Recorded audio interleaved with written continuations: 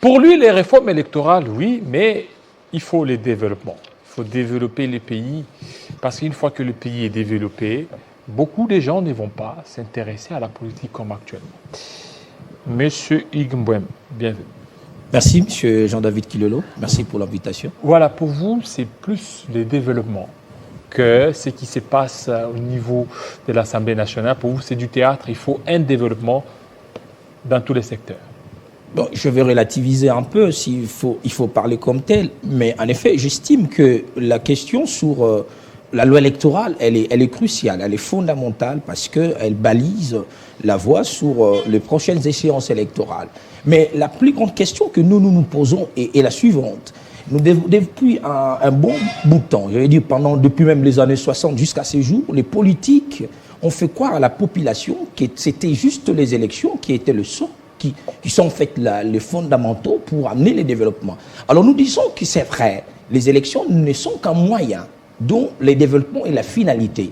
Maintenant, pour qu'on arrive justement à voir la finalité qui est le développement passant par les élections, il faille qu'au départ, les structures politiques puissent bien entendu arriver. Vous allez me mettre d'accord avec moi que lorsque vous dites qu'un parti a pu conquérir le pouvoir, à élire un président de la République, c'est que ces partis, on sous-entend dans la masse critique, ces partis a plus des adeptes, c'est-à-dire que sa vision, sa pensée pour le développement du pays a été acceptée par le plus grand nombre. Mais vous allez remarquer avec moi, si nous parlons classiquement sur le fonctionnement de partis politiques en termes de mission, les partis politiques n'ont pas simplement pour mission de conquérir le pouvoir, ils ont pour mission d'abord de former.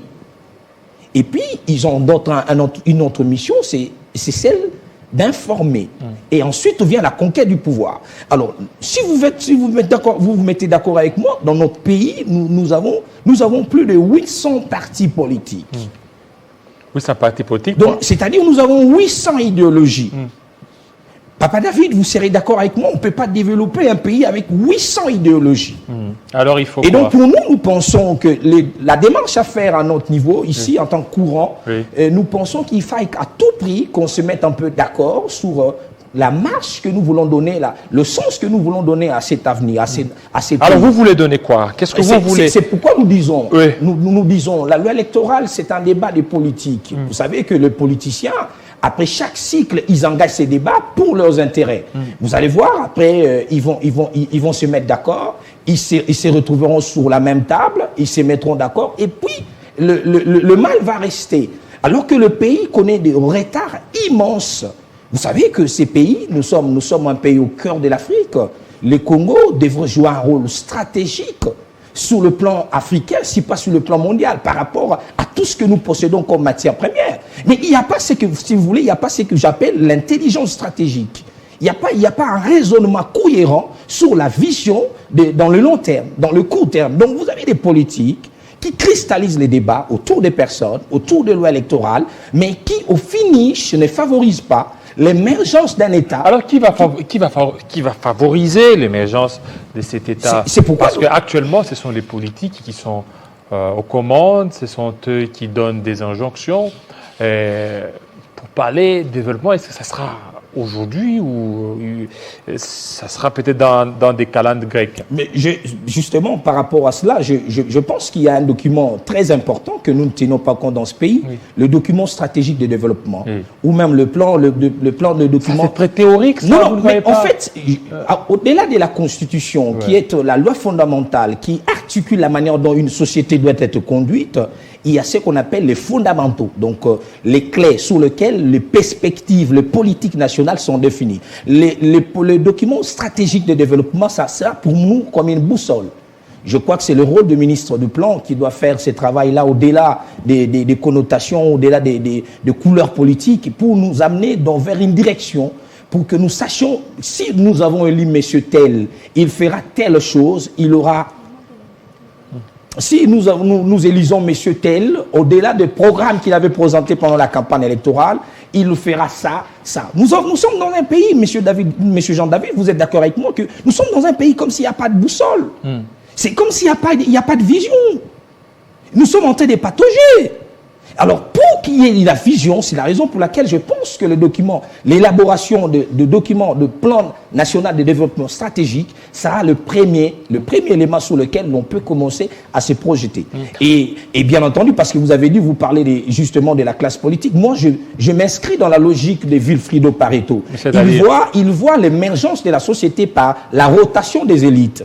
Je ne peux pas, moi, me mettre d'accord avec un groupe d'individus qui se sont accaparés du pays pendant plus ou moins 60 ans. Cette classe politique, excusez-moi, a atteint la métastase. Donc, cette classe politique ne peut plus produire quelque chose pour... Alors, il faut quoi par rapport à cette classe? Il faut une révolution de conscience. C'est la raison pour laquelle j'appelle le jeune dans ces nouveaux dynamismes. En fait, que nous puissions nous-mêmes s'assumer. Parce que, justement, on ne peut pas continuer à avoir des politiciens... Comment ces jeunes vont s'assumer quand on voit que les jeunes mangent à la table de ces politiciens? Ces politiciens, lorsque vous les qualifiez des métastases. Donc, ils sont arrivés certainement à la ménopause politique. Ouais. Et une fois qu'ils partagent le même repas avec ces jeunes, il y a cette transmission des tares que vous êtes en train de condamner. Exactement, mais je pense qu'on ne va pas dire que tous les jeunes ont accepté de compromettre leur avenir en s'associant aux politiciens. Je crois qu'il y a une frange de jeunes qui pensent au pays. Parce que vous êtes d'accord avec moi que notre classe politique, vous allez m'excuser, je vais aller un peu plus loin, c'est vraiment de la nébuleuse. Cette classe politique, on ne réfléchit pas au développement. Mais allez faire un tour à Boulungu, allez faire un tour à Idiofa, allez faire un tour à Bongandanga, vous allez voir l'état dans lequel se trouve le pays. Mais vous allez voir que ces politiciens, quand ils vont pendant le période de vacances, je ne sais pas, parlementaires, ainsi de suite, ils vont remettre des chemises, ils vont remettre des Est-ce que le même langage que vous tenez aujourd'hui, c'est parce que vous n'avez pas de parti politique, le jour où vous serez séduit ou attiré par un parti politique, vous parlerez toujours le même langage? Mais le parti politique, si vous voulez, si même on veut assumer les fonctions de la Res Publica, l'objectif, c'est amener le progrès. Moi, je m'inscris dans la lecture selon laquelle la gestion de la chose publique doit favoriser l'éclosion du plus grand nombre, pas l'émergence d'un quelqu'un groupe d'individus. Vous savez que dans ce pays, on a des individus qui sont plus riches que l'État. Ça n'existe qu'au Congo qu'on voit des choses comme ça. Lorsqu'on fait de la politique... aux États-Unis, nous avons des riches, nous avons des milliardaires qui sont là. La seule différence aux États-Unis, ces messieurs-là, ils font du commerce, ils font de l'économie, ils font des affaires. Mais au Congo, on a des gens qui sont riches, non pas parce qu'ils font des affaires, mais parce qu'ils font de la politique. Or, en réalité, la politique n'enrichit pas. La politique, c'est les sacerdoces. Quand on vient en politique, on vient pour répondre aux problèmes du plus grand nombre. C'est parce qu'on veut rester dans l'histoire. Je vous prends un exemple. La gratuité en France, c'est la loi Jules Ferry. C'est Jules Ferry qui a dit on mettra la gratuité, les gens vont étudier, les enfants vont étudier gratuitement parce qu'on veut faire monter l'émergence de la société au niveau de la connaissance. Mais chez nous, quand on fait de la politique, on s'enrichit. Donc vous voyez qu'on n'a pas déjà de part le même objectif on ne s'efforce pas le même objectif sur le même problème. Donc à mon niveau, donc à notre niveau, nous pensons que il est important que l'on change le logiciel qu'on a eu aujourd'hui. C'est le logiciel qu'il y a dans la classe politique, ou même beaucoup de jeunes aussi suivent. C'est logiciel a vieilli, ça ne peut pas porter des résultats. Nous avons un pays, si on fait les diagnostics, nous avons un pays où vous ne pouvez pas imaginer qu'au Congo, aujourd'hui, en plein 21e siècle, on a un problème de l'électricité. En plein 21e siècle, on a un problème de l'eau. Hein, papa, vous vous rendez compte? Alors, si vous voyez ces politiciens, quand ils font des débats, ils font des débats autour des personnes. Aujourd'hui, l'Internet, ailleurs, sous d'autres cieux, l'Internet devient tout un droit. Mais un enfant qui habite à Boulungu, par exemple, il n'a même pas accès à l'eau. Pourquoi vous parlez Boulungu? Parce que vous êtes natif de là. Non, pas du tout. Alors... Je peux citer, par exemple, Idiofa, je peux citer, si vous voulez, Bongandanga ou Akabe Kamwanga, par exemple.